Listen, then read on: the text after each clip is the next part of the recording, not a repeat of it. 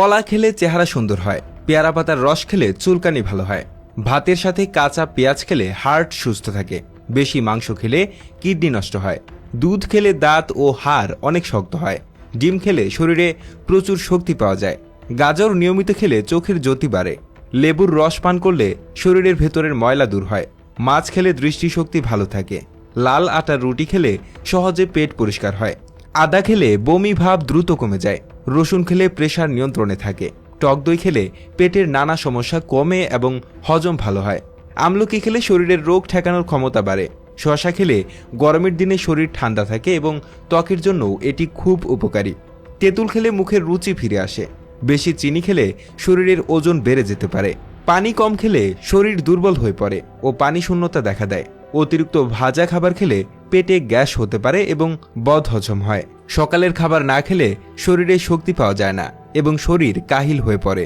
বেশি চা বা কফি খেলে রাতে ঘুম কম হয় এবং অস্থিরতা বোধ হয়, খেজুর খেলে শরীরে তাড়াতাড়ি শক্তি আসে এবং ক্লান্তি দূর হয়, মধু খেলে গলার খুশখুশানি কমে এবং ঠান্ডা লাগলে আরাম পাওয়া যায়, বাদাম খেলে স্মৃতিশক্তি ভালো থাকে এবং মস্তিষ্কের স্বাস্থ্য উন্নত হয়, পেঁপে হজম করতে সাহায্য করে এবং কোষ্ঠকাঠিন্য দূর করে, লাউ খেলে শরীর ঠান্ডা থাকে এবং মূত্র পরিষ্কার হয় যা কিডনির জন্য ভালো, করলা খেলে দেহে চিনির মাত্রা ঠিক থাকে, বিশেষ করে ডায়াবেটিস রোগীদের জন্য উপযোগী, ডালিমের রস খেলে ত্বক উজ্জ্বল হয়, তরমুজ খেলে শরীরে পানির অভাব পূরণ হয় এবং গরমকালে শরীর সতেজ থাকে, মিষ্টি কুমড়া চোখের জন্য খুবই উপকারী কারণ এতে ভিটামিন এ থাকে, সজনে ডাঁটা খেলে হাই প্রেশার কমে এবং শরীরে ব্যথা উপশম হয়, কাঁচা হলুদ খেলে চামড়ার রোগ সেরে যায় এবং শরীরের ভেতরের প্রদাহ কমে, পুদিনা পাতা খেলে মুখের বাজে গন্ধ চলে যায় এবং পেট ঠান্ডা থাকে, তুলসী পাতা চিবিয়ে খেলে ঠান্ডা লাগা সারে এবং বুকের কফ দূর হয়,